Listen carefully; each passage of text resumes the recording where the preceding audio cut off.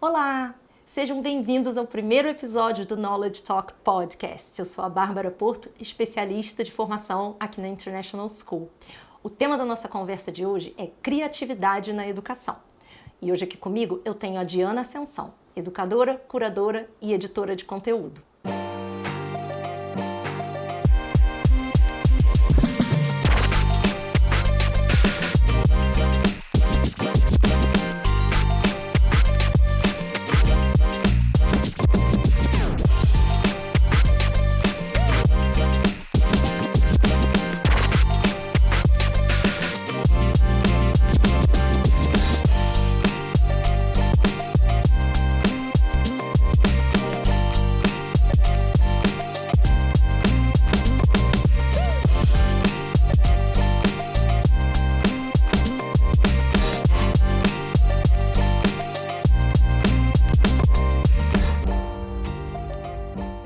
Vamos então para a nossa primeira pergunta, Diana. É uma pergunta assim bem objetiva. O que é criatividade? Porque assim, eu vejo criatividade ser muito associada com criações artísticas, né? Mas eu acho que é um conceito mais amplo, não é isso? É bastante mais amplo. Se a gente parar para pensar, normalmente se associa a expressão criativa às expressões artísticas. Então, nós pensamos, por exemplo, numa criança que manifesta a sua criatividade por meio de um desenho, uma pintura, uma escultura, mas muito convencionalmente voltada para a expressão artística, para as artes, como você mesma disse. Mas o conceito em si é muito mais amplo, porque ele te traz uma proposta de resolução de problemas. Então você mobiliza a criatividade para trazer soluções inovadoras, criativas, com o perdão da redundância, mas muito voltada para essa flexibilidade cognitiva de encontrar soluções para problemas, né? Então, nesse sentido, nós conseguimos mobilizar a criatividade para muitas outras áreas, né? Para as artes, para as outras áreas do conhecimento, para a nossa vida, para o dia a dia, para as nossas rotinas, né? Ou seja, com isso a gente consegue amplificar essa possibilidade de atuação da criatividade como um todo, né? Porque ao mesmo tempo em que ela está muito voltada nesse conceito para as expressões artísticas, né? Também tira um pouco a noção da capacidade de conseguir ser criativo, de desenvolver a criatividade, né? E as pessoas, eu não sou muito boa nas artes, não sei desenhar, né? Né? E então associam isso diretamente à expressão artística, mas sim, é bastante mais amplo do que isso. Isso tem um pouco a ver com a próxima pergunta, que é assim, a criatividade também muita gente vê como uma característica inata, né? Você nasce criativo, né? Você olha para a criança, ela é criativa. Como é que a gente pode pensar isso e talvez desconstruir essa ideia para ver a criatividade como algo que pode ser aprendido também, desenvolvido? Sim, é uma excelente pergunta, porque, de novo, está dentro do senso comum a crença de que nós nascemos com determinados talentos, né? Então, o dom, né? é o dom. Uhum. Então, nossa, ele é muito bom no desenho, né? Ele se expressa. Olha como ele desenha bem com 4, 5 anos. Uhum. É um talento que ele tem. Ou então a criança que já nasceu com uma voz maravilhosa, então tem aquela aptidão da música, canta muito bem, esse é um talento, né? Então, o que nós percebemos, e o que os estudos mostram em termos de neurociência, neuroplasticidade, a capacidade que nós temos de desenvolver determinadas competências, nós vemos a criatividade como, de novo, algo que pode ser desenvolvido. É claro que nós não podemos dizer que vou aprender a ser criativo, mas eu vou desenvolver o meu pensamento criativo amplificando essa prática. A prática constante também vai me possibilitar esse desenvolvimento e uma coisa em que eu acredito muito, como educadora, mas também como pessoa, né? Que é sair do convencional, daquilo que eu tenho como uma prática habitual. Então, é bastante interessante perceber que, por exemplo, eu estou acostumada a fazer o mesmo caminho para o trabalho todos os dias. Esse é o meu caminho, o trajeto que eu faço é sempre o mesmo.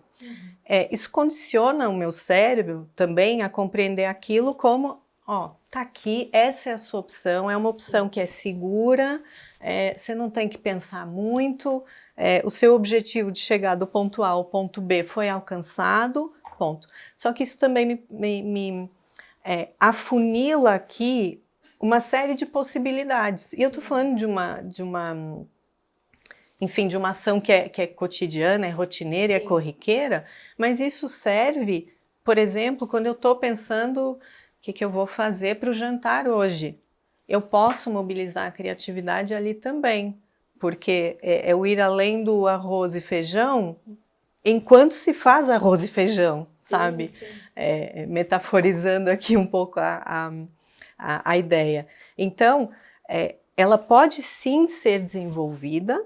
Nós não nascemos talentosos nesse sentido, né, o dom, como você muito bem disse, mas nós todos temos a capacidade de desenvolver essas competências, sejam elas criativas, sejam elas competências de foro mais cognitivo, de execução, ou seja, possibilitar que também a nossa capacidade, a neuroplasticidade do nosso cérebro potencializam isso. Então, a prática, a intencionalidade do sair do habitual, como educadora, por exemplo, fazer o meu planejamento de aula, sabendo qual é o meu objetivo, mas de que maneira eu posso mobilizar dentro das propostas que eu faço aos meus estudantes, que eu faço dentro do objetivo que eu quero alcançar, e acho que é um pouco essa intencionalidade do sair do convencional, do habitual e até do seguro, daquilo que para mim é zona de conforto, né?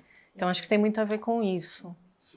Eu achei super interessante você ter trazido até essa imagem, né, essa metáfora do caminho que você pega, né? Porque é importante, é bom quando a gente tem aquele caminho que a gente já conhece. Sim. E que a gente não precisa pensar, você até já está pensando em outras coisas e você tem aquele caminho.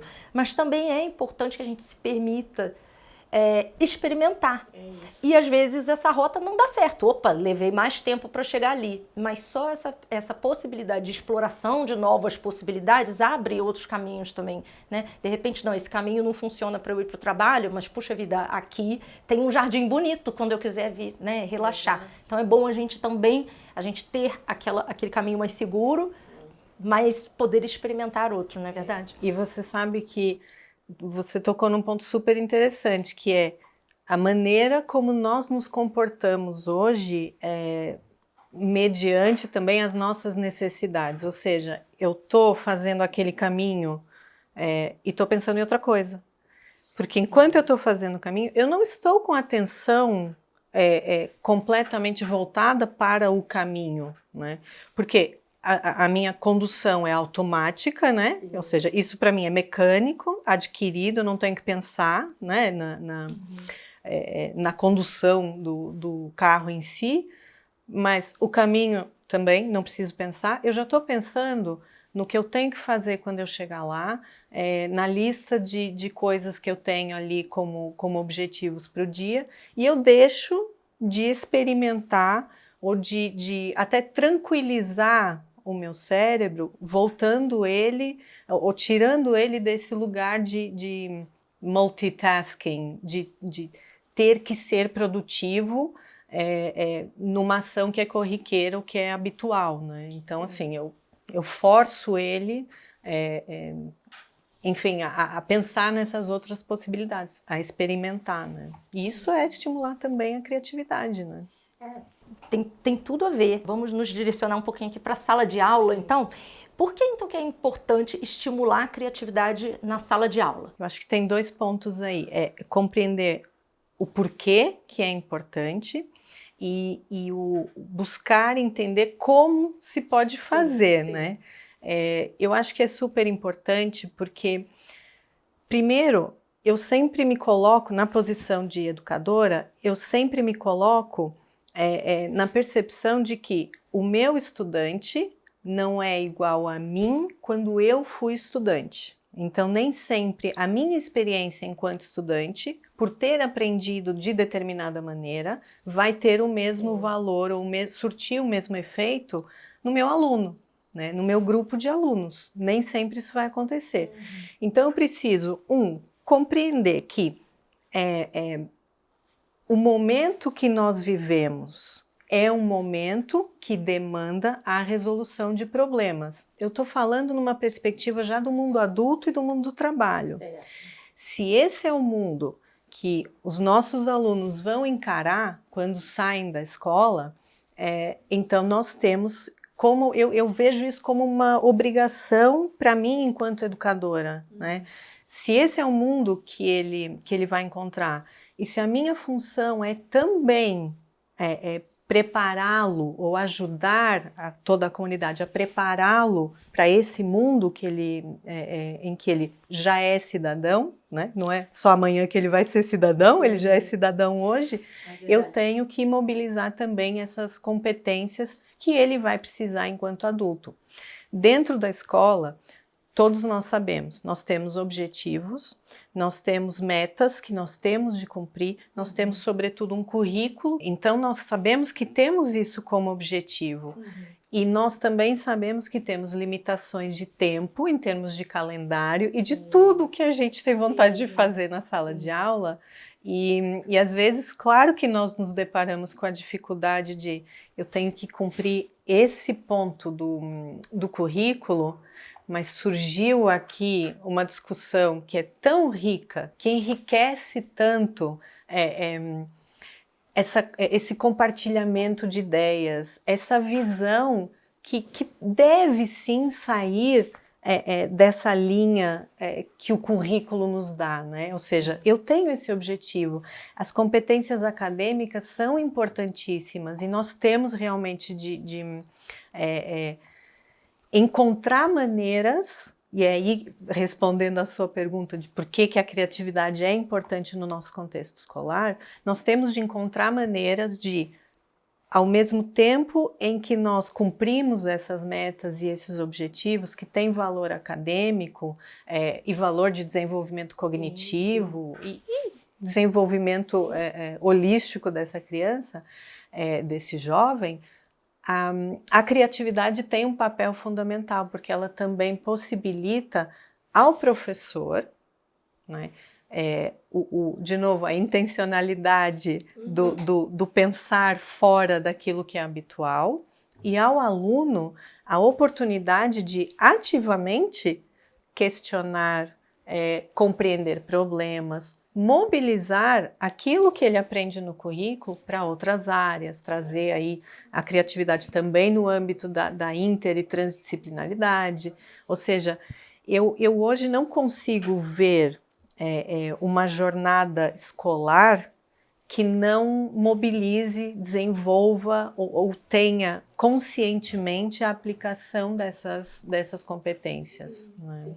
E você está descrevendo aí um cenário de uso de criatividade e desenvolvimento da criatividade, não só dos alunos, mas também dos professores, né? Sim, porque haja criatividade para lidar com essas limitações e para usar... Criar recursos enfim, e aproveitar aquilo que surge, que não estava planejado e como é que, né?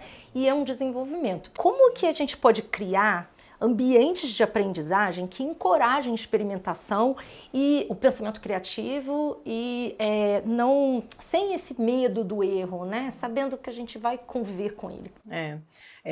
De novo, mais uma excelente pergunta. Nós também fomos condicionados a sistemas em que nós recebemos o conhecimento enquanto estudantes, enquanto alunos, somos avaliados e é atribuída uma classificação ao nosso desempenho, né?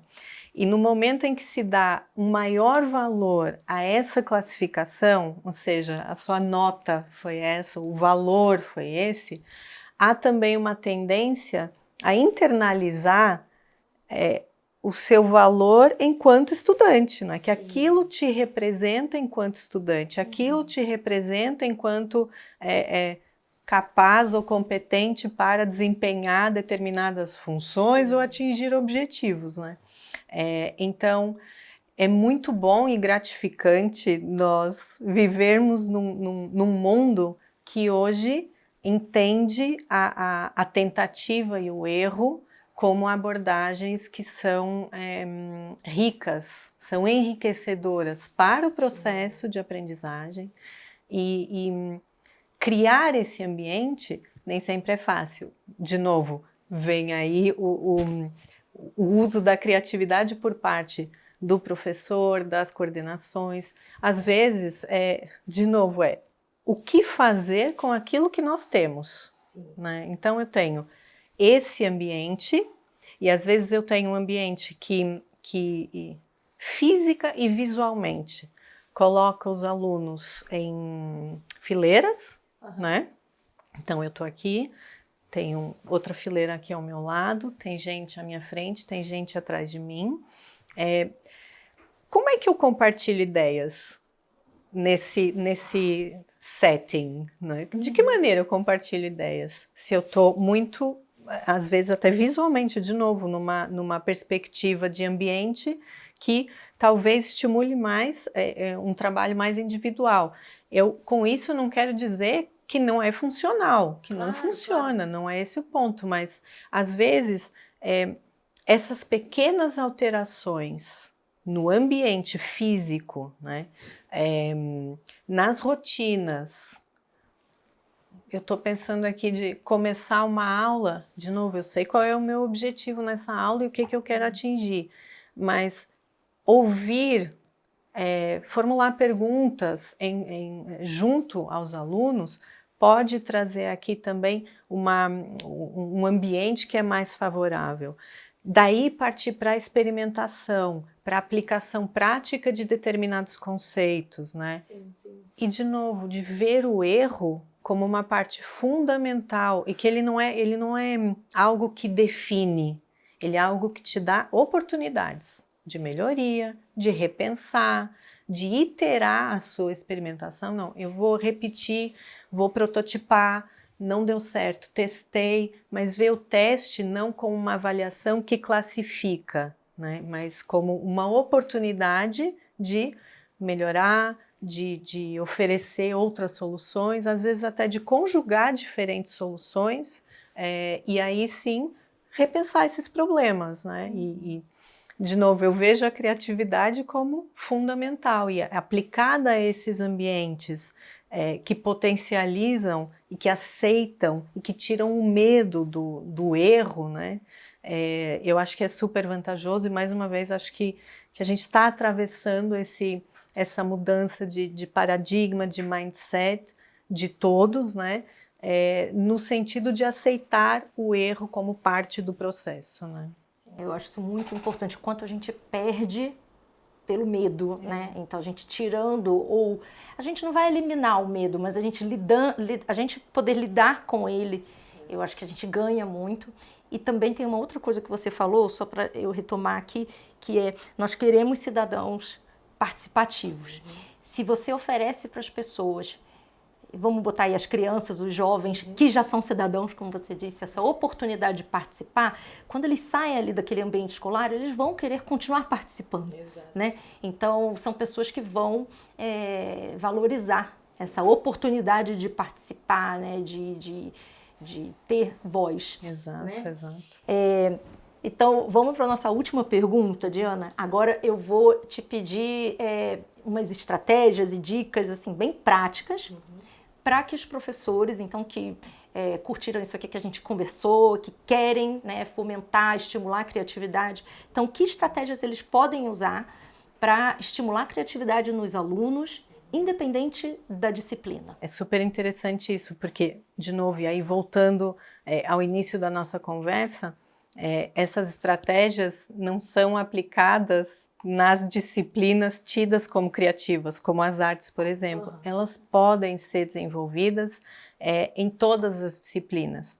Por exemplo, de novo, independentemente da área do conhecimento que está sendo trabalhada ali. Sim. Trabalhar com metodologias ativas, que colocam o aluno no centro desse processo, numa posição ativa, como você mesma disse, e eu acho que eu vou acabar por repetir muito daquilo que a gente já vem conversando aqui, que é a metodologia ativa, que coloca o aluno nesse ponto central, que tira o aluno da perspectiva de quem apenas recebe a informação para que o conhecimento ocorra, oferecer enquanto professor, oferecer essas possibilidades, às vezes, é necessário que seja um momento intencional, consciente, até forçado. Não, eu estou me forçando hoje a mudar o meu ambiente para que a minha aula possa ser mais criativa. Pensar, por exemplo, na quantidade de recursos que nós, às vezes, perdemos horas e horas criando, e que às vezes já existe um recurso, e a aplicação desse recurso é que pode ser diferente. Sim, né? Então, uma atividade que é habitual, que o aluno bate o olho no manual, no livro do aluno, e diz assim, só visualmente, eu vejo que eu tenho uma linha mais longa e eu tenho 4 alternativas, eu já sei o que eu tenho que fazer. Né? O aluno também não mobiliza, porque é bastante objetivo para ele. Né? De novo, é o conduzir, dirigir o carro, né? Já está automatizado. Exato, eu só sei onde eu tenho que chegar, né? Eu não tenho que pensar nisso. Então, tirar essa automatização também dos processos dentro da sala de aula. Acho que tudo isso, num primeiro momento, se é uma pessoa que nunca se considerou uma pessoa criativa, porque também tem isso, né, de nós vemos, nossa, aquele professor é muito criativo, olha, ele está dando uma aula, mas ele está dando aula no jardim. Por que ele está dando aula no jardim hoje, ou na quadra? Ou decidiu que hoje os alunos vêm, sei lá, com um objeto diferente. Qual é o motivo? Geralmente é da educação infantil, isso que você está descrevendo. Sim, até é verdade, nós associamos ao professor da educação infantil, né, e que depois chega ali nos anos iniciais, não, aqui até esse próprio conceito de que chegar aos anos iniciais agora fica sério, né? Isso não precisa acontecer. Continuar com a perspectiva da ludicidade lá da educação infantil e trazê-la para os anos iniciais, para os anos finais, porque não precisa deixar de ser lúdico, né? Sim, claro. Eu acho que todos nós temos aqui as nossas lembranças enquanto estudantes e depois enquanto professores, e é curioso que eu lembrava sempre, não, tá ali uma coisa que eu não vou fazer, mas eu me lembro até hoje, quando eu era aluna do 5º ano, eu me lembro até hoje da minha professora de inglês, e eu já tinha tido inglês até esse momento, ou seja, eu estava acostumada a uma perspectiva em que isto se diz assim e esta é a regra gramatical que você usa. Está aqui um questionário, responde, avaliamos, retomamos, revisamos ou seguimos em frente. E eu me lembro de uma professora, início do ano letivo, no quinto ou 6º ano, e que ela chega com uma música. E eu sei que hoje é comum nós ainda bem, né, trabalharmos com música. Mas se pensarmos que isso aconteceu no início dos anos 90, isso não era uma prática comum e habitual. A minha professora de inglês vem com uma música do Beatles, When I'm 64, para apresentar a noção de futuro. Então ela apresentou não só a noção de futuro, ela não precisou dizer que vamos aprender o futuro, ela trouxe música, ela estimulou também esse ampliar do nosso repertório, que eu não escutava Beatles quando eu estava no 5º ano, né? Mas isso eu trago como uma memória e uma referência de possibilidade, porque foi a única professora num conjunto de professores ali naquele ano letivo que bastou uma aula para que eu lembrasse para o resto da minha vida da aplicação daquela regra gramatical, e ela não precisou vir de maneira consciente, top-down, e de colocar o aluno ali no receiving end. Olha, é assim, essa é a estrutura, utiliza a estrutura, né? Mas de conseguir, de novo, o mobilizar os conceitos para fora daquilo que é convencional e habitual. E eu de fato acredito que isso é possível, talvez, de novo, inicialmente de uma maneira mais intencional, mas que depois se torna habitual. Sim, né? sim. E que bom que essa professora teve não só essa ideia, mas sentiu que tinha o espaço para explorar essa ideia. Quem sabe se ela, antes dessa aula que você lembra até hoje, ela não pensou, será que vai funcionar? Que bom que ela se deu a chance. Arriscou, né? Arriscou. Quem sabe ela tenha dado essa aula antes e não funcionou, então ela fez alguns ajustes, então que bom que a gente valorize cada vez mais esse espaço de experimentação aí, tanto para os professores quanto para os alunos. Acho que é isso, é o experimentar, tentar. Não deu certo, não significa que é um fracasso. Sim. Né? É realmente fazer esses ajustes que são necessários, recondicionar determinadas práticas e acho que é sobretudo trazer a consciência da necessidade de implementar esse desenvolvimento, né? Que tira um pouco essa evidência do professor, mas que lhe dá uma relevância, uma importância como facilitador desse desenvolvimento, como mediador dessas perguntas, porque ele é o adulto, né? Ele compreende a fase de desenvolvimento da criança e ele consegue chegar ali, olha, eu acho que eu consigo provocar um pouquinho mais, acho que eu consigo avançar um pouquinho mais nessa discussão. Então eu acho que é fundamental que essas oportunidades continuem surgindo e eu vejo o professor como, enfim, aquele que realmente pode, nesse conjunto de objetivos que ele tem como um todo, ele pode realmente identificar, potencializar e implementar a criatividade nas suas práticas e vê-la acontecendo com seus projetos, com seus alunos. Né? Ai, maravilha, Diana, muito obrigada pela conversa, foi super enriquecedora.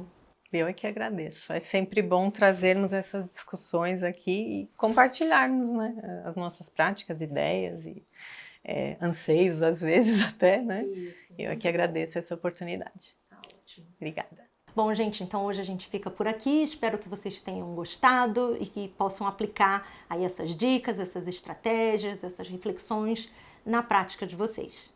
Até a próxima!